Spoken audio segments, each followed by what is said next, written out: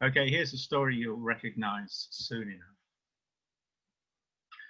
A plague, a pestilence, a pandemic spread across the land. It was known as the Scourging Angel, Black Death 49. That's 1349. It spread from Bristol and Dorset on the spittle of sozzled, salty sailors, in the packs of perambulating peddlers, and on the hands of priests. The king had locked down the court at Oxford, Woodstock, then Hereford, anywhere to get away from his dying subjects. At a village not too far from Banbury, a family was starving. There was no one to reap the harvest, no one to mill the harvest, no one to bless the harvest. The family of a woodcutter, his wife and 2 children, Maggie and Jack, were starving. The wife had an idea to abandon the children in the forest. Self-isolating, she called it. The man agreed eventually.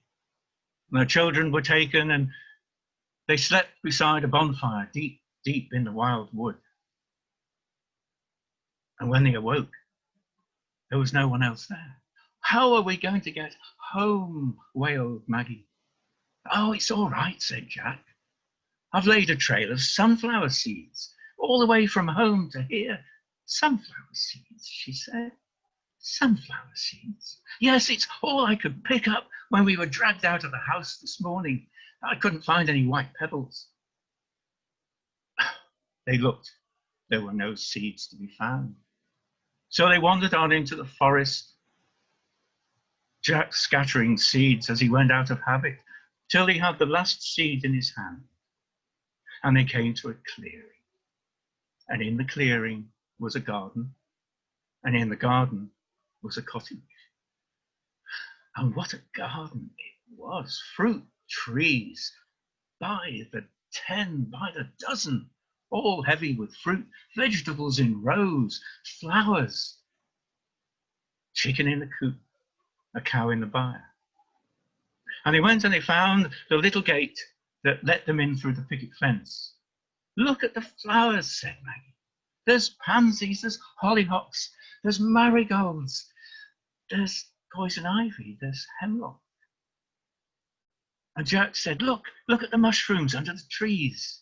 There's parasols and wood mushroom and chanterelle and Satan's mushroom and death cap and devil's bolete. And look at this, said Maggie. Look, a fly caught in the spider's web. And the spider reaching for the fly caught in the resin dropping from the tree, and a bird reaching for the spider. And that's caught on the quicklime on the branch, and a fox reaching for the bird, and that's trapped. It's trapped by its foot in the gin. And the maggots in the fox's body are turning into flies to complete the cycle. Then they looked at the cottage. Low roof, tiny windows, a little wooden door. But wasn't that pie crust mending a broken slate? Jack broke a piece off and tasted it. Yes, it is. And Maggie looked at the window. Isn't that toffee mending that window pane? And she broke a piece off. And yes, it was. And a voice was heard from inside the cottage. Nibble, nibble, little louse. Who's that's nibbling on my house? And the door was flung open and a little old lady appeared. And she was an old lady bent with age. She'd outlived all of her teeth but 2. Luckily, they opposed each other in her otherwise empty mouth. Her chin met her nose, and her nose met her chin. She had flour all the way up her arm from making pastry, and her fingers were the cleanest fingers that children had ever seen. She was wrapped in an enormous linen apron, and on her head was a battered old black hat held in place by a giant hatpin. "Ah," she said, "ingredients, children. Come in, you must be hungry." Maggie looked at the dead fox and said, "Don't go in. It's a trap. Surely you would like to come in. I have food, I have drink. You do look hungry. You must be starving. You're very thin. Very, very thin. You need fattening. Do come in." And Jack went in, and Maggie had to follow. And they were sat at a great oak table and given the most wonderful food, omelettes with wild mushrooms, and pancakes dripping with honey and melted toffee, and elderflower cordial with flowers floating in it. And as they ate and drank, they looked around the cottage. Shelves, dresser, a great fireplace with an oven next to it, with a great black door with a ventilator in. And they looked on the dresser, and there were bowls and pots and pans and spoons and a set of very wicked-looking knives.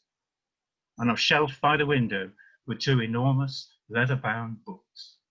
And on the cover of one was written, "How to Grow Everything." And on the cover of the other was written, "How to Cook Everything."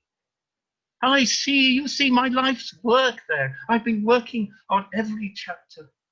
I have been on the last chapter of the gardening book for some time. I'm trying to grow strawberries in February, and I've just started the very last chapter of the other book. And I have chapters on mushrooms and vegetables and insects. Insects are nice, and fish and animals. I've worked my way up from the smallest to the largest. Now there is just one more chapter to write, and it's called How to Cook People." "You must be tired. Come to bed." And they were put to bed in soft covers. But in the morning, her demeanour had changed. She grabbed Jack and with an impressive strength dragged him out and flung him into a cage behind the cottage and locked the door. And she ordered Maggie to slave for her in the kitchen as she cooked. And she cooked wonderful food. And she cooked wonderful food for Jack. Maggie had to take it to him. "It's to fatten you up, my dear boy. Fatten you up." And Maggie was just given crab shells to clean out, and venison bones to pick at, and avocado skins to scrape. It doesn't sound too bad. But she shared Jack's food. And when the old lady came to check on his body mass index, Jack shoved out a little bone instead of his index finger. And Maggie slaved for the old lady, but what she was doing was learning how to cook. And the old woman would go on about the recipes she was going to make. Shepherd's pie, plum cobbler. What about Irishman stew? Now, something from the east, perhaps Turk delight. And further east still, onion bhaji. Well, the old lady got fed up with the lack of weight that was going on Jack.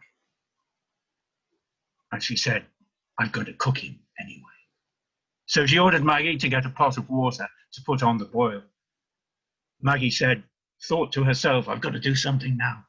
And as the old woman bent in front of the bread oven, putting in more dough, with all her strength, she shoved her in and slammed the door. Then took the largest knife and ran to Jack's cage and forced the lock. And between them, they ran back into the cottage and stole her treasure, but not pearls and not silver. It was her books they took. They took those and her wheelbarrow and ran to the garden gate. "How are we going to get home?" "Look," Jack said, "sunflowers." And there was a line of sunflowers leading from there home again. And they set off. Meanwhile, back in the cottage, the ventilator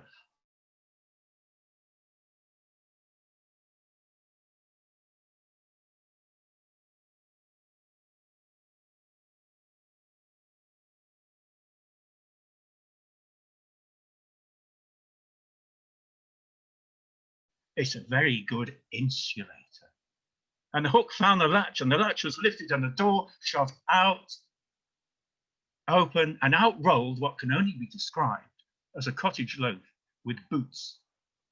She shook herself free of encrustation, grabbed her second best knife, and ran outside. Thieves! Murderers! And she saw the line of sunflowers and the track of the wheelbarrow. She started to follow. But that's another story altogether for another time. Thank you.